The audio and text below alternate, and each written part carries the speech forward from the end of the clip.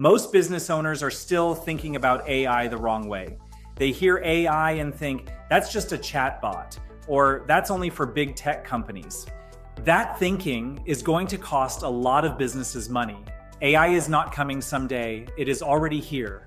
Business owners need to stop thinking only in terms of job roles and start thinking in terms of workflows. Ask, what tasks are eating up time every single day?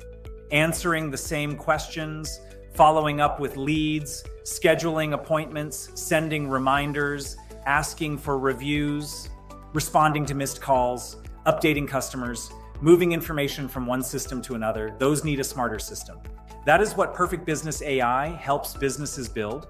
We create smart websites and smart automations that handle repetitive tasks in a fraction of the time. And this is not about removing the human side of your business. It is about protecting it. AI should not replace your judgment. It should support your judgment. Start by writing down everything you do in a normal week. Then circle the tasks that repeat.